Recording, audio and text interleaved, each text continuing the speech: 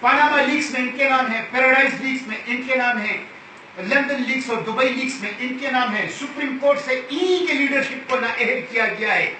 لیکن ان ساری چیزوں میں جماعت اسلامی نہیں. ان ساری چیزوں میں یہ بہت بڑی چیز ہے. ان چیزوں کو آپ ریئلائز کریں، کمپریہنڈ کریں اور ان کو ساتھ لے کر حملہ ہو جائیں.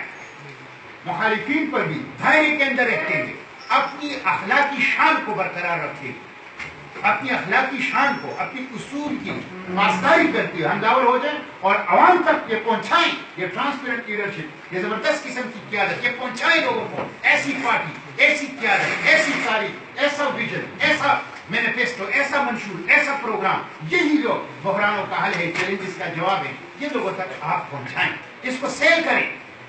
جو آپ کے پاس آئیڈیا ہے وہ زبردست قسم کی قیمتی آئیڈیا ہے، لیکن ہم پراپر طریقے سے اس کی مارکیٹنگ نہیں کر سکتے.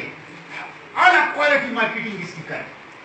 یہ چیز کہیں نہیں ہے. لوگ جھوٹ کی مارکیٹنگ کر رہے ہیں، فریب کی مارکیٹنگ کر رہے ہیں، لندن اور پیراڈائز اور دبئی اور لیکس کی مارکیٹنگ کر رہے ہیں، آف شور کمپنی اور اکاؤنٹوں کی مارکیٹنگ کر رہے ہیں. سپریم کورٹ نے جن کو 62-63 کے تحت نااہل کر دیا ہے، سینٹ الیکشن کے اندر جو آدھی پارٹی بک گئی ہے، اس کے باوجود اپنی مارکیٹنگ کر رہے ہیں.